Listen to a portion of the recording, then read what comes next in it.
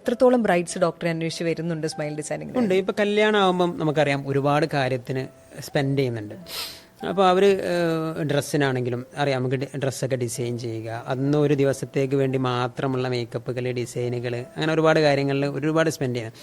അപ്പോൾ ഞാൻ അവരോട് ഇങ്ങനെ ചോദിക്കും. അപ്പോൾ അവർ പറയുന്നത് ഇതാണ്, ഇതൊരു ലൈഫ് ലോങ് ആയിട്ട് നമുക്ക് നല്ലൊരു പുഞ്ചിരി ഒരു ദിവസത്തേക്ക് മാത്രമല്ല, അത് അന്ന് തീരുന്നില്ല, അത് നമുക്ക് ജീവിതത്തിൽ മുഴുവൻ ആ ഒരു നല്ല പുഞ്ചിരി അവിടെ അങ്ങനെ നിൽക്കും. തീർച്ചയായിട്ടും ഒരു വെഡ്ഡിംഗ് എന്ന് പറയുന്ന ഒരു കല്യാണം, ഒരു പുതിയൊരു ജീവിതം സ്റ്റാർട്ട് ചെയ്യുന്നിടത്ത് ഒരു നല്ല പുഞ്ചിരി പിന്നെ അവിടെ നിന്ന് അങ്ങോട്ടൊക്കെ ഉണ്ടാവുക എന്നുള്ളത് തീർച്ചയായിട്ടും അതൊരു ഒരു പോസിറ്റിവിറ്റിയാണ്.